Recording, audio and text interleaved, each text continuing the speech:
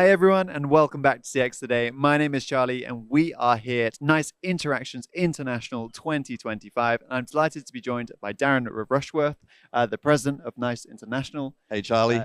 Yeah, Darren, great to meet you today, and yeah, thanks for coming to talk to me. Oh, it's great. It's great that you could join us here, and we're having an absolutely incredible day. We are oversubscribed, over 1,500 people here, which has been tremendous. Yeah, the keynote was packed, and lots of a great talk by the CEO Scott Russell, also Bill McDermott from ServiceNow, Yes. and then Matt Garman from AWS right. as well. That was great to see. But what really stole my attention was Barry Cooper introducing the Mpower Agents once again. Okay. Yes. And these come at a time where a lot of contact center vendors are releasing AI and agentic AI That's solutions. right. Yeah.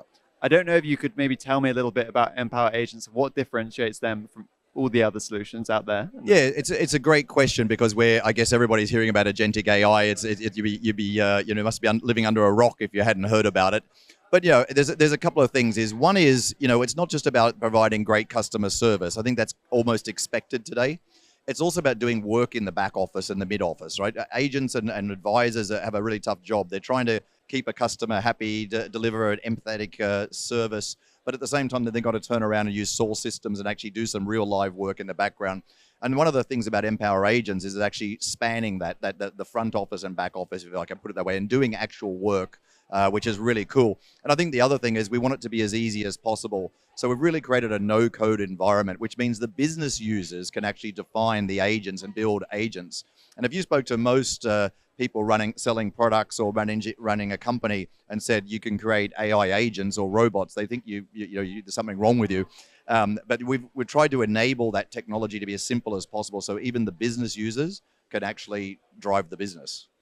Yeah, and I think also, I mentioned ServiceNow, AWS. It's also a big Snowflake announcement recently. And to your first point, that really does highlight how NiCE is maybe going further than others in this space to kind of connect, as you say, the front office to the back office, but also kind of that ease of use as well. Yeah, that's actually part of the strategy. I'm glad you mentioned that because if we want to go from intent to fulfillment, the only way to do that is to partner with companies that are quite strong already in that mid and back office space. So that's exactly why we've done that. Yeah. Yeah, absolutely. And I do quickly also want to move on though, because another announcement that caught my eye was TalkTalk. Yes. And how it's coming onto the NiCE CXone platform. Another big win for NiCE. I've seen a few massive wins actually for NiCE recently within the public sector, especially here in Europe. Yes, very much.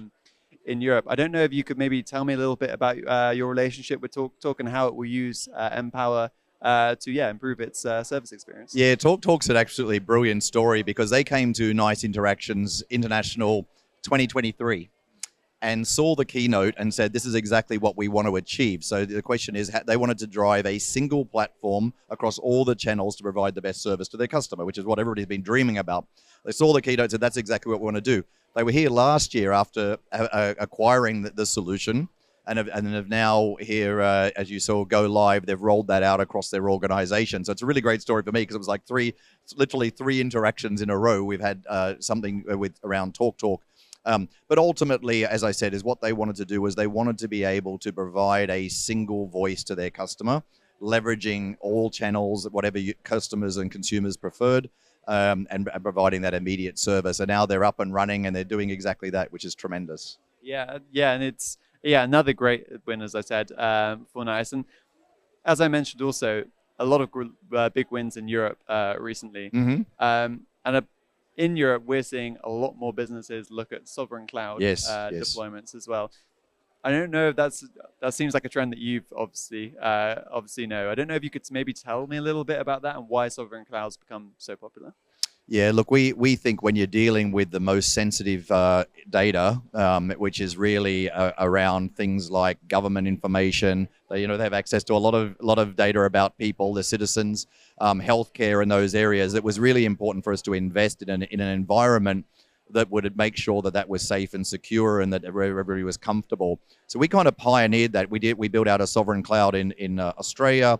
Then we built out a sovereign cloud in the EU, and most recently in the UK. I think the question that people don't really know, what is a sovereign cloud? People talk about it, but I guess the biggest question is, what is it? And really what we're talking about is making sure that the systems and the data and everything else stays onshore is accessed usually only by citizens of that nation. And it's a really important thing that those people typically are security cleared as well. So you're dealing with the most sensitive data. Some of it can be vulnerable customer data. You got to be very, very careful about that. So we've invested in those environments, which is both infrastructure, people, processes, to make sure that's here. And if you're looking at going down that path, I think it's really important to make sure that everything stays in the country, or in the case of the EU, in the economic zone of that sovereign. Yeah, absolutely. It's a trend that we've noticed on CX today as well, and especially as politics worldwide becomes more turbulent, let's say, it's a big consideration. But just to finish up, Darren, obviously we're here at NiCE International. Yes. Got Twickenham in the background, which is amazing. Yeah, it is incredible. I don't know if you could sort of give us a final take on the event, and tell us what your favorite thing from NiCE Interaction so far has been. Yeah, so I'm not so far, but I think we've had some really great keynotes that you mentioned already, and it's always good to have product announcements and everything else. But the core of any NiCE interactions is the customer testimonials and customer sharing with customers. So that's what we're having today as well. I think we have 12 customer breakout sessions where customers are actually sharing their story, their journey, good and bad, because let's be real, it's a real world. But I think that's what's really important, is for people to actually hear from customers, not just from us as a technology vendor.